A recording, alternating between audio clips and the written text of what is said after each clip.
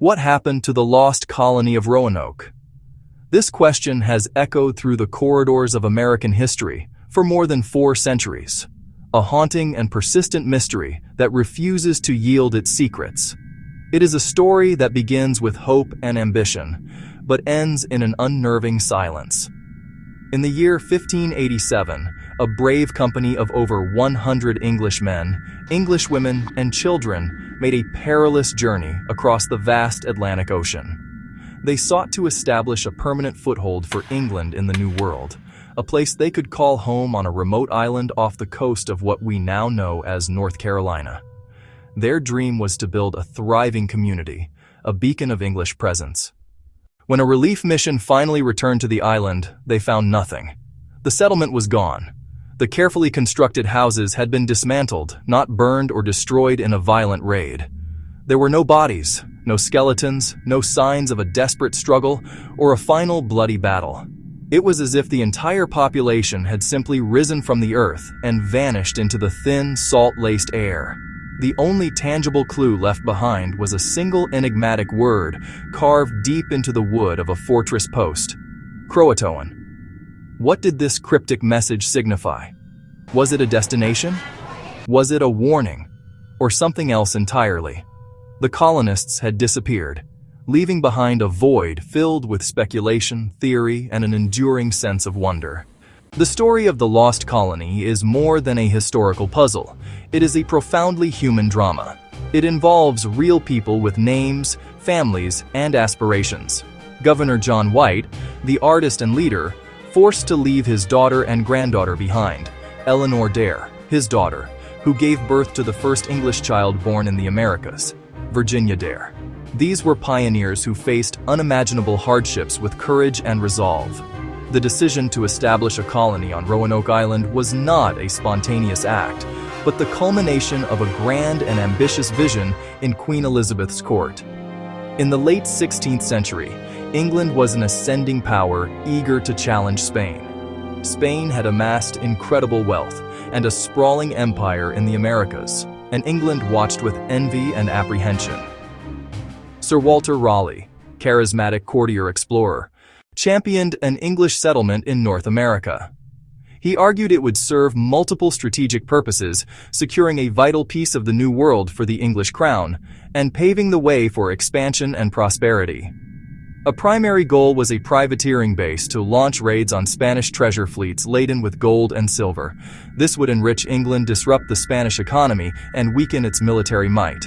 The famous lost colony of 1587 was not England's first attempt to settle on Roanoke Island. The groundwork for that fateful endeavor was laid by 2 earlier expeditions. Both were fraught with difficulty and ultimately ended in failure. The first voyage, a reconnaissance mission, set out in 1584. Philip Amadas, Arthur Barlow. Their task was to explore the coast and identify a suitable location for a future colony. They made contact with local Algonquian-speaking peoples, Croatoan.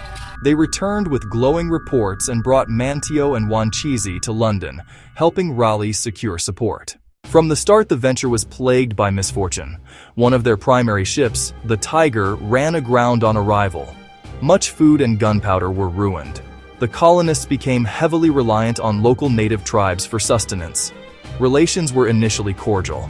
Manteo helped mediate.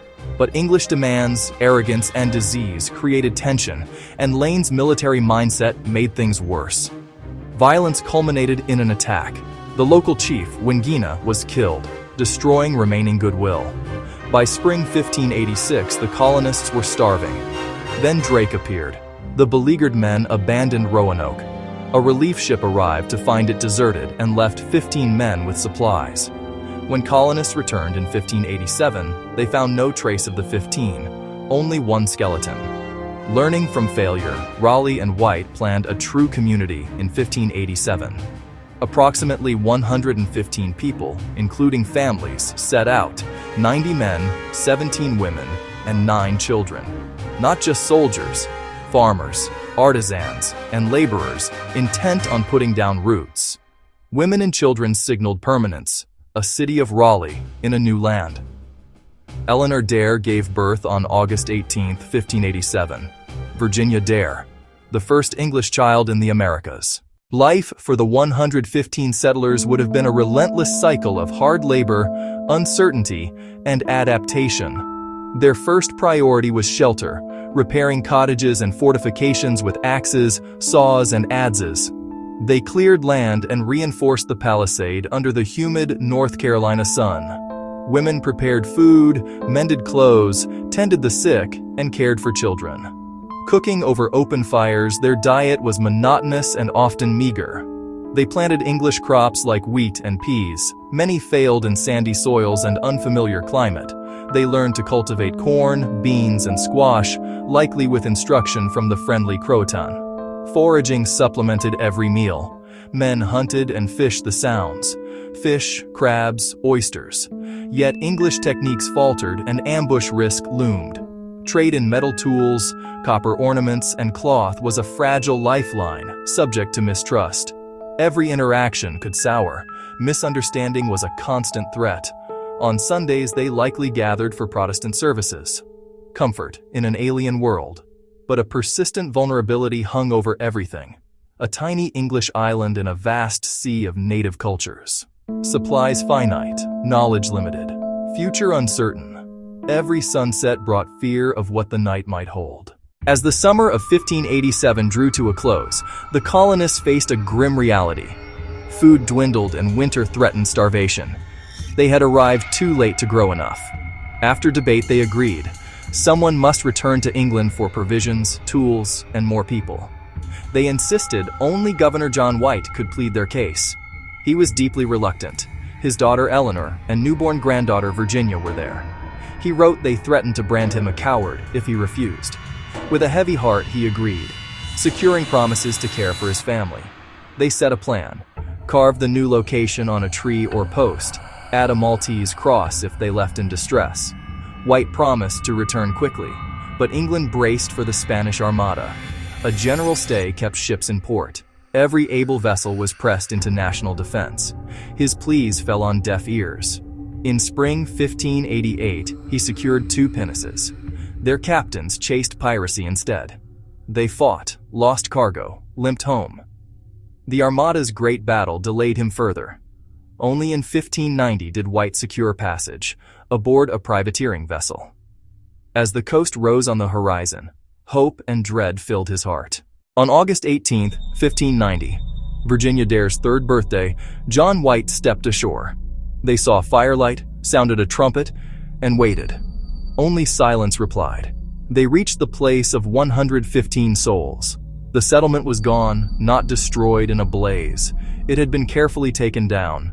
A strong palisade enclosed the area. No human remains, no struggle, no graves, only weeds reclaiming the ground. They found bars of iron overgrown with grass. Then the first agreed sign, carved letters on a tree, C-R-O. Hope jolted through White. At the fort's entrance, the full word, C-R-O-A-T-O-A-N. It named a nearby island, modern Hatteras, home of Monteo's friendly tribe. Crucially, there was no Maltese cross. White felt relief. He planned to sail there at once, but fate intervened. A hurricane snapped an anchor. They nearly ran aground. The captain refused the treacherous shoals and turned for the Caribbean, then England. The disappearance of the colonists has spawned many theories. The most prominent, they moved to Croatoan Island. Governor White believed this. Facing starvation and isolation, they may have sought refuge and gradually assimilated. John Lawson later noted Hatteras natives with gray eyes and claims of ancestors who could speak in a book. Another theory, the colonists split, some to Croatoan, others inland toward their original Chesapeake goal. Jamestown heard stories. Some assimilated. A darker version has Chief Powhatan claiming he ordered their slaughter. English sherds found far inland lend some credence. The Spanish, who searched for the colony, might have struck swiftly, or hostile tribes returned to finish the garrison's fate. But careful dismantling and no bodies argue against a surprise attack. Tree rings record severe drought. Famine and disease could have scattered and thinned them. Some suggest a desperate sail home ended at sea. Yet the deliberate dismantling and the clear, hopeful Croatoan point to planned relocation. The truth may be a blend: migration, division, assimilation, and conflict. The story of the lost colony is a tapestry woven with ambition, hardship, and profound mystery. It began with hope, Virginia Dare's birth, and ended with White's heartbreaking discovery of silence. Croatoan. A clue that deepens the enigma. No theory reconciles it all. Orderly dismantling, no battle signs, and a hopeful message. Beyond puzzle pieces, this is a human story. Eleanor Dare and her daughter Virginia, lives left unwritten. The quest continues. Archaeologists dig. DNA and ground-penetrating radar re-examine old ground. We listen more closely to the echoes rather than accept the silence of the past. Remember the 115 who vanished overnight. If you want to join the hunt, study John White's drawings, trace the old maps, and learn the settlers' names. What do you think happened at Roanoke? Assimilation, attack, or something we haven't uncovered yet? Drop your theory in the comments, and if this mystery pulled you in, please like, subscribe, and ring the bell for more deep dives.